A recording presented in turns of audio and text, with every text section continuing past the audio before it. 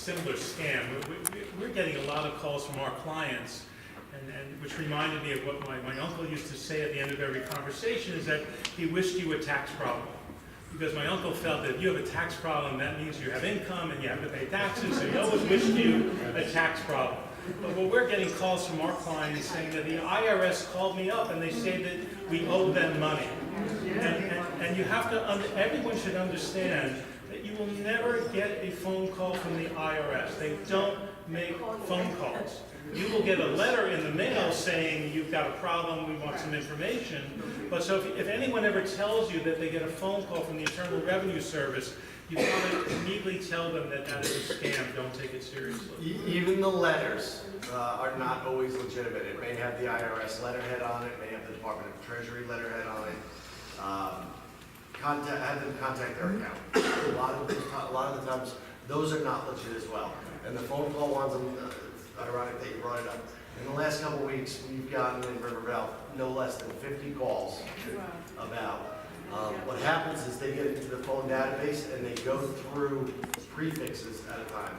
We had several hundred, I'm sure, phone calls to 201-666 numbers, which is the Rivervale Exchange, 391 numbers, 664 numbers. We got it. All in a couple day period of time, hundreds. They just go through those ones. And, you know, it's a numbers game. It's the same for not necessarily just the elderly scam, but it's a numbers game. Yeah. If they put 10,000 calls out there and they get 3 people to answer with a $3,000 check, they're ahead of the game. Right, absolutely. And it happens. Last week we got bombarded with them. One of those things, just to backstop what you're saying, is if someone gets a call like that, you go, okay, thank you for telling me, hang up, and you call and get a number independently. You go, I used to be able to go to the yellow pages, so I'm showing my age too, but you can go to the library and have the librarian help you out with figuring out where's the general number. If somebody's coming to be from your bank, unfortunately, the girlfriend of my stepson, who was only 19, got defrauded. Identity stolen because, oh, you've got a fraud in your account, don't you want to fix it? I need your name, I need your social security number, where you work. And she started giving all this information, and after she hung up, she called me.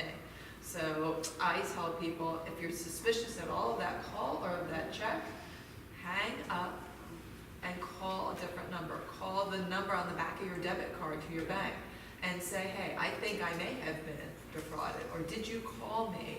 I received a call about the fraud, because we do make phone calls. If somebody does a transaction with their debit cards, we will call them, but we won't ask for the other information. We won't ask for passwords. So if anybody's suspicious at all, and this comes down to everybody, stop and say, thank you for telling me, I'll get back to you, and you get an independent number. Don't rely on the number they give you. Good advice. If you call the number back that they give you, you may get that agency, and even a lot of people will Google the exchange and the area code, and it'll come back to Nebraska, or it'll come back to something that appears legitimate. It may even say IRS on it, but there's what's called spoofing. There are programs you can fake the numbers. A lot of these numbers are run through VoIP lines with Google Voice, Skype, and when we 6 months down the road get subpoena responses back from Google, which is just ridiculous, we find out that the end user of that number 4 different layers later is in Luxembourg, is in South America, is in Canada. And it's at that point, unless you're talking millions of dollars, the feds don't want to hear it. If it's $3,000, the state doesn't want to hear it, and it's not something that we on a local level can deal with. So a lot of times we just chalk it up to, sorry, it's unprosecutable. Susan. A lot of us are on the front lines, and as Dr. Gross talked about, in emergency rooms, the medical personnel, the care managers, the home health agencies. But I would like to ask, is it Detective Martin? Yes. The police have enormous access to seniors' homes, whether there are calls, false alarms. I know a lot of seniors are wearing the medical alert, hopefully, that go off. And Carol mentioned that when we deliver Meals on Wheels or holiday meals, we have access to people's homes, and sometimes what you see can be very alarming. Whether the condition of the senior themselves and their environment, how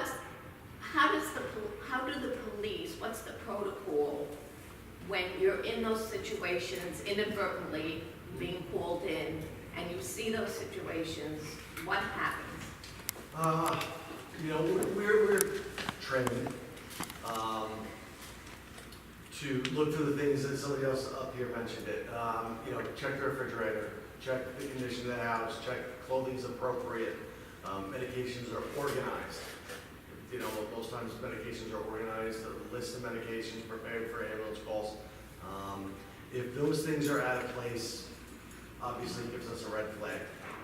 First and foremost, unless there's something, you know, really jumping out at us, like, you know, bruises all, you know, looks like the person was beaten kind of thing. It's similar, like I said earlier, it's similar to child investigation. Our first call is adult protective Okay, services. so that's if And the then- house is in disarray or neglected or Yep. whatever, you call it. If there's lack of family members, responsible family members, sometimes it's a phone call to the family member, you know, you may want to look into this, you do this, but it's also a mandated call to. Okay, thank you.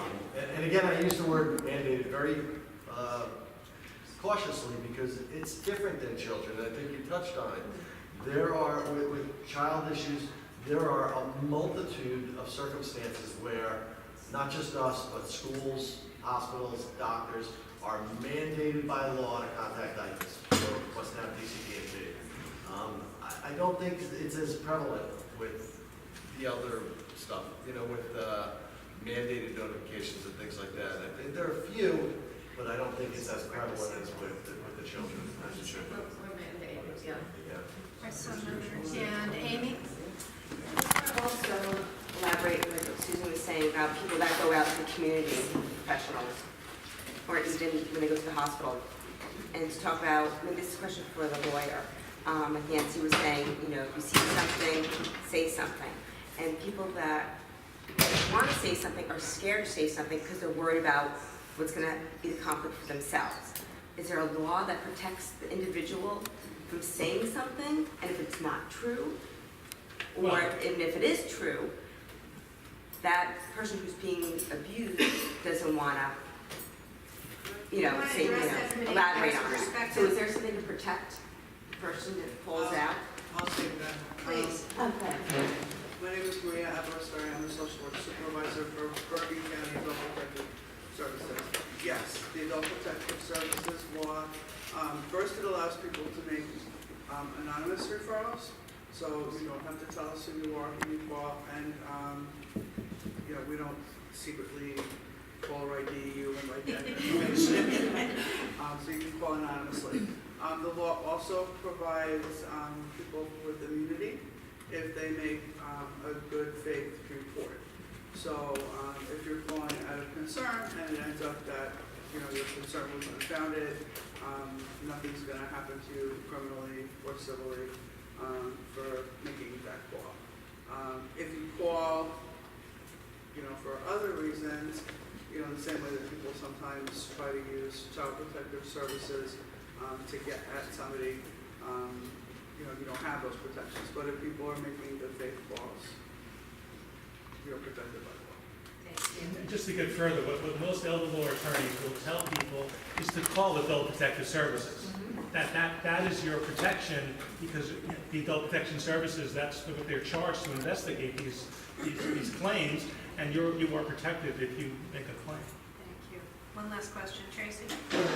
I just want to say, like, communication is really key, because we had an incident where one of our long-term volunteers who was coming here twice a week, we had through the internet someone contact myself and Marina, I guess doing like the grandparent scam, but it was through internet.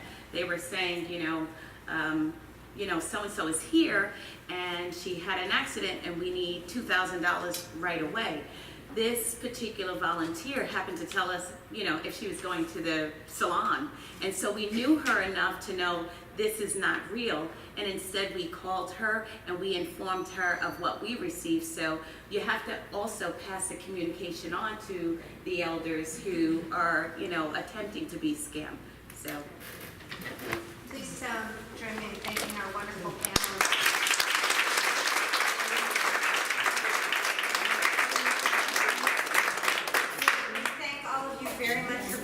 help you put